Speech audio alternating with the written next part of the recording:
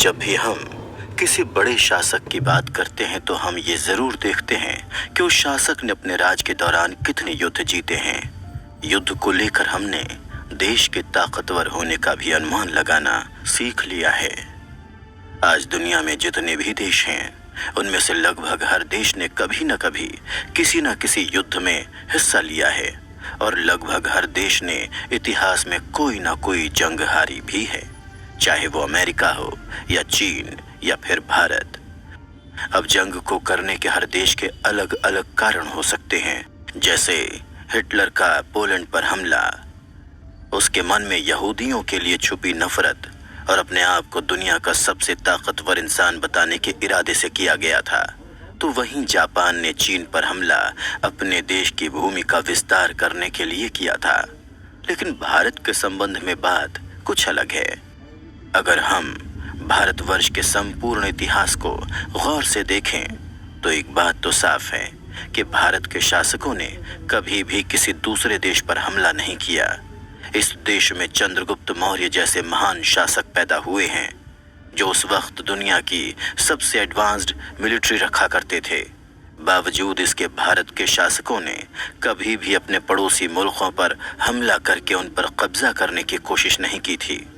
मगर हाँ, जब भी किसी दूसरे देश ने कभी भारत पर हमला करने की कोशिश की तो भारत ने हमेशा इस बात का मुंह तोड़ जवाब दिया है और साल 1947 में अंग्रेज़ों से आज़ादी मिलने के बाद भी ये सिलसिला ऐसे ही जारी रहा है। अगर गौर किया जाए तो भारत के साथ पड़ोसी देश पाकिस्तान ने 4 बार जंग छेड़ी थी, मगर एक बार भी वो अपने इरादों में कामयाब नहीं हो सका। इसमें सबसे पहली जंग आज़ादी के ठीक बाद साल 1947 में कश्मीर को लेकर हुई थी। उसके बाद इसमें साल 1971 की लिबरेशन वॉर और सन 1999 की कारगिल वॉर भी शामिल हैं।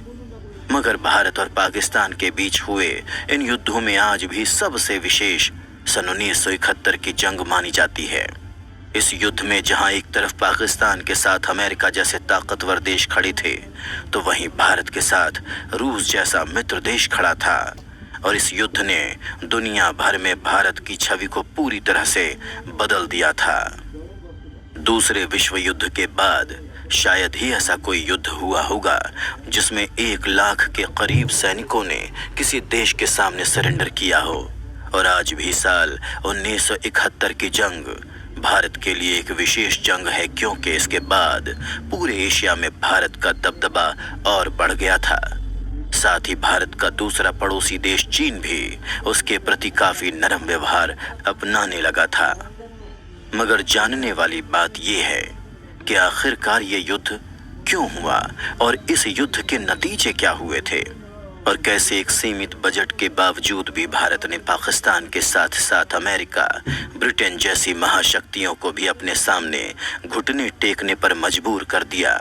साथ ही इस युद्ध के बाद भारत और पाकिस्तान के संबंधों में क्या फर्क आया और वो क्या वजह थी जिसकी वजह से भारत इस युद्ध को जीतने में सफल हुआ और कैसे उस वक्त पाकिस्तान को 93,000 सैनिकों के साथ भारतीय सेना के सामने सरेंडर करना पड़ा था।